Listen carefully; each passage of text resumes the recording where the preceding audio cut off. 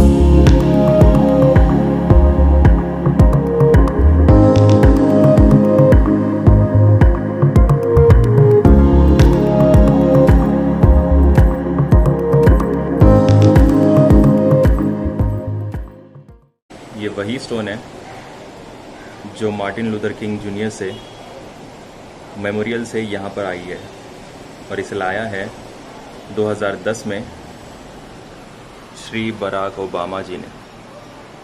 बापू जी का जो first floor था घर का, उसे लाइब्रेरी में कन्वर्ट कर दिया है और हम लोग चल रहे हैं ऊपर उनके रूम पे।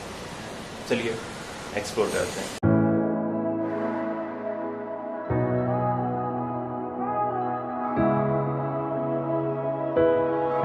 ये है गांधी जी का ऑडिटोरियम यानी पिक्चर गैलरी।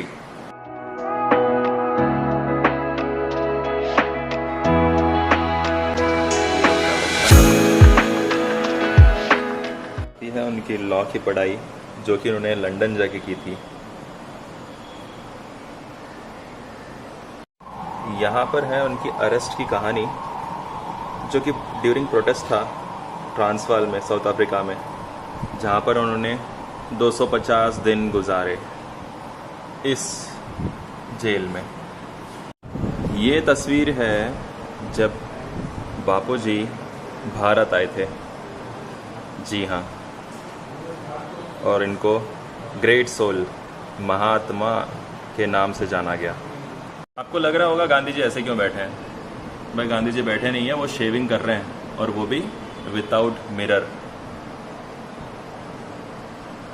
और वो स्कैवेंजिंग का भी काम करते थे, जो कि कचरा उठाना, नाली साफ करना।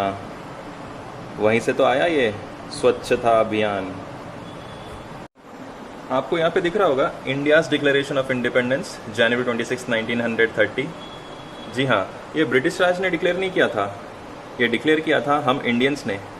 जी हाँ, कांग्रेस ने 1930 में हम लोगों ने डिक्लेयर कर दिया कि हम लोग इंडिपेंडेंस मनाएंगे और 26 जनवरी को उस वक्त तिरंगा लहराया था।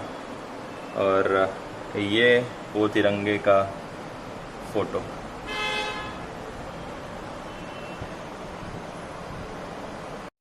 गांधी जी के सबसे चहीते, जी हाँ, हमारे चाचा नेहरू जी। आपको लगता होगा कि जवाहरलाल नेहरू जी ही गांधी जी के चहीते क्यों बने? जी, उस वक्त ना एक्चुअली दो ग्रुप्स थे। दो ग्रुप्स का मतलब एक था गरम दल और एक था नरम दल। मतलब एक था जो अंग्रेज़ों से लड़के आज़ादी लेना चाहता था और एक जो दल था जो कि नॉन वायलेंस, जो कि महात्मा जी का जो देन है हमारे पूरे वर्ल्ड में नॉन वायलेंस का। तो उसी के हिसाब से आज़ादी इन्हें चाहिए थी। तो एक था वायलेंस, एक था नॉन वायलेंस।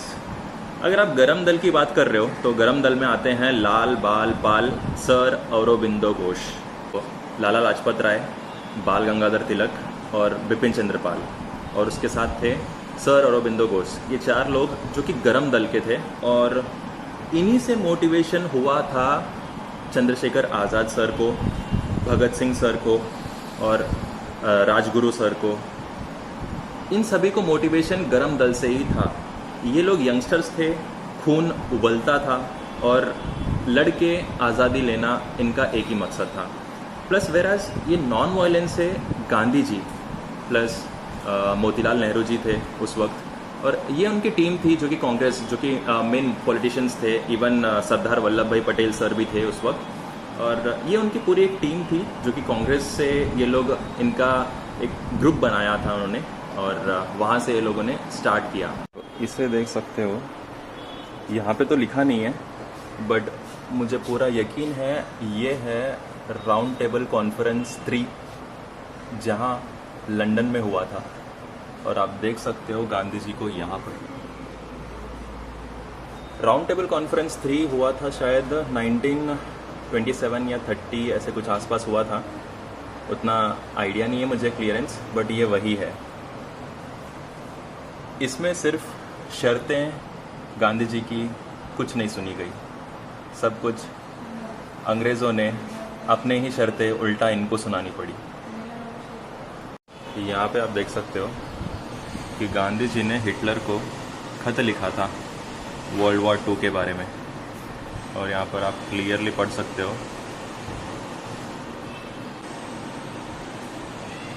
हिटलर भैया एकदम थग लाइफ जीते थे भाई।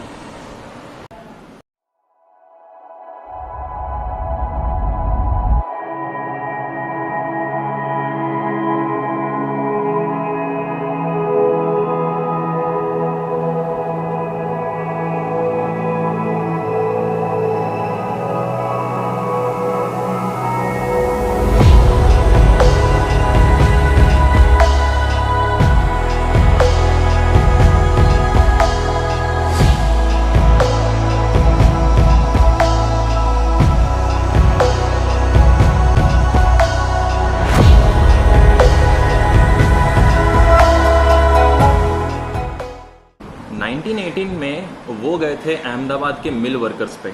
मिल वर्कर्स लोगों को ना कैसे होता था कि 12 घंटे काम कराया जाता था उनसे, और उनको वेतन मिलता था सिर्फ 4 से 5 हज़ार। तो कहीं ना कहीं ये गांधी जी को भी अच्छा नहीं लगा, और वो 1918 में वो अहमदाबाद के जो मिल वर्कर्स थे उनके हित में जाकर के जो ब्रिटिशर्स राज था उनके खिलाफ वो लड़े। उसके बाद स्टार्ट होती है 1920, 1921 नॉन कॉरपोरेशन मूवमेंट, खिलाफत मूवमेंट, और ये मूवमेंट्स चलते गए। हालांकि वो समझ भी जाते हैं कि इंडियंस के साथ ये बहुत ही गलत हो रहा है, और वो उनको पता था कि इंडिपेंडेंस कैसे लिया जाता है एज अ फॉर्मल वे।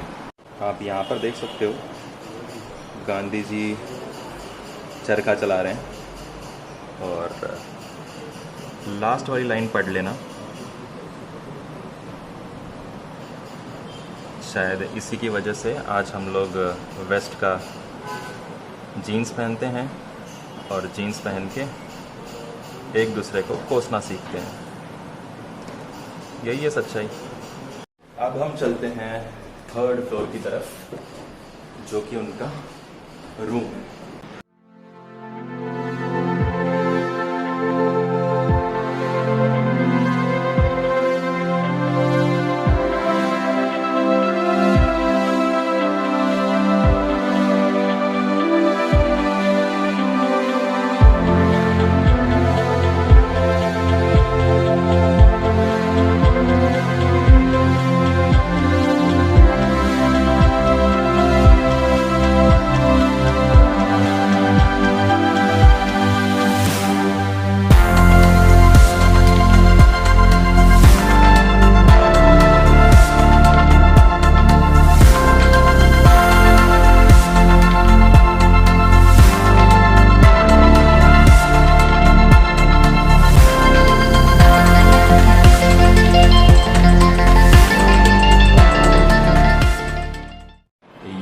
गांधी जी की प्लेट,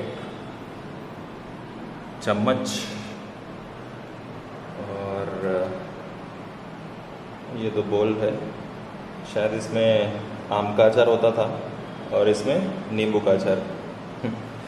मजाक कर रहा हूँ। बचपन में आपने कभी चोरी की है? जी हाँ, मैंने चोरी की है। मैं स्पेशली पेन चुराता था, gel pen, ink pen, specially लड़कियों के पास से मैं चुराया करता था।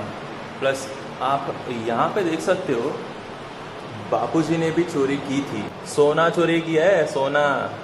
और इन्होंने कन्फेस भी किया है अपने पापा को। वाह।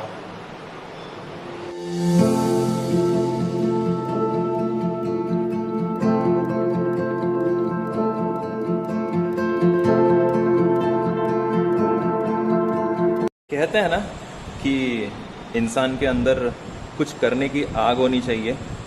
जी हाँ, वही आग बापूजी को इस रेलवे स्टेशन पे लगी थी, मैरिट्सबर्ग, साउथ अफ्रीका, जहाँ पर रेसिज्म की वजह से उनको फर्स्ट क्लास डिब्बे से निकाल के फेंका गया था, उस ट्रेन के टीसी के द्वारा।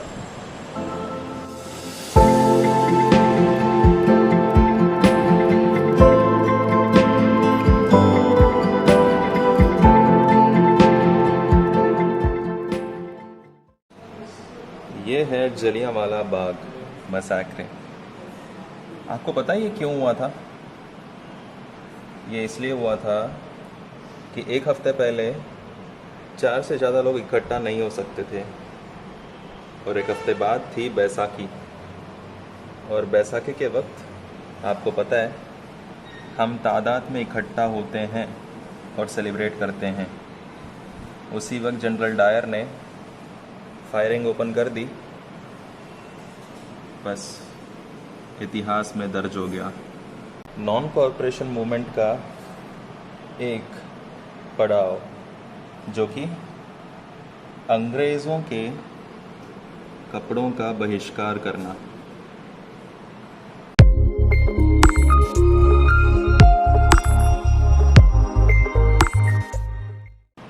एक लॉ आया था कि कोई सॉल्ट खुद से नहीं बना के खाएगा। बस उसी लॉ को तोड़ने के लिए गांधी जी ने डांडी मार्च किया। वो डांडी बीच पर गए, जो कि खारा पानी होता है समंदर का, उसको उबाला और जो सॉल्ट निकला उसी को उन्होंने टेस्ट किया। और ये रही कुछ तस्वीरें। समंदर से पानी निकाला, बॉईल किया और साथ ही साथ लाठी चार्ज भी खाई। उस वक्त छुआछूत की बहुत सबसे बड़ी प्रॉब्लम थी, और उसी प्रॉब्लम को निकालने के लिए गांधी जी ने 6 दिन का सत्याग्रह पर थे। ये है क्विट इंडिया एक्ट, या फिर मूवमेंट कह लीजिए। इस मूवमेंट ने, गांधी जी ने बोला था डू और डाई। आपको पता है करो या मरो क्यों बोला था उन्होंने?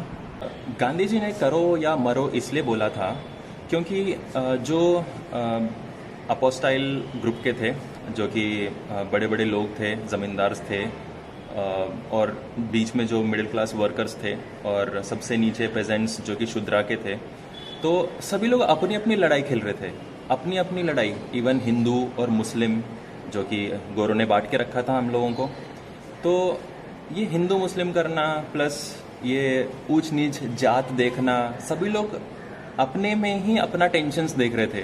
कोई गोरों को भगाने के बारे में कोई नहीं सोचता था उतना।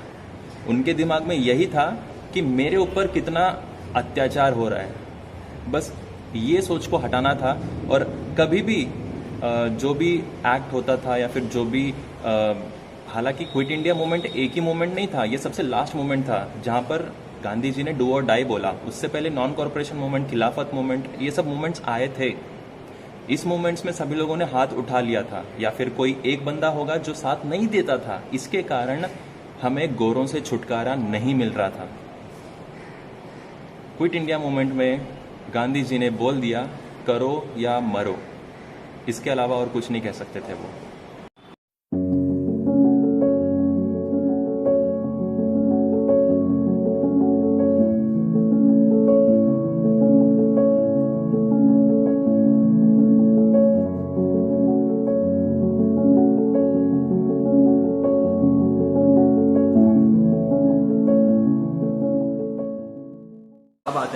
विजन पे।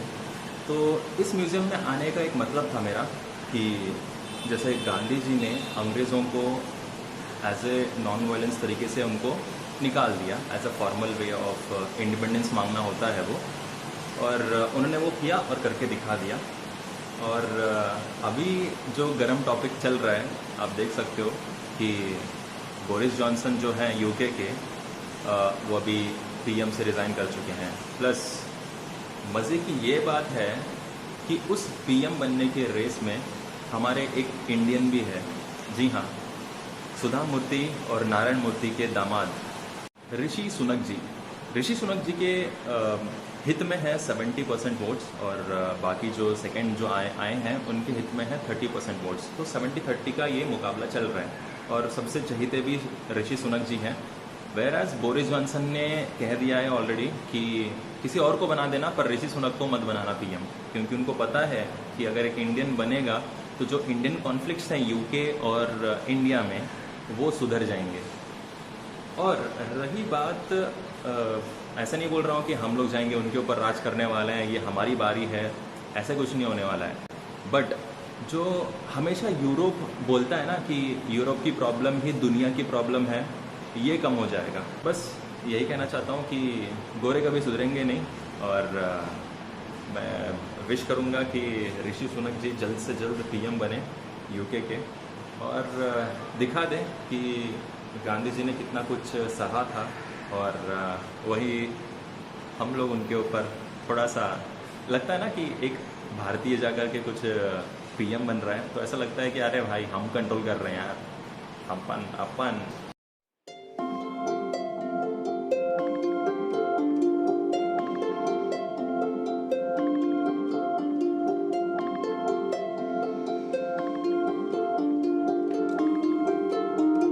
को पूर्ण विराम देने का समय आ चुका है। मिलते हैं अगले वीडियो में। अगर आपको वीडियो अच्छा लगा तो please hit like, share and subscribe.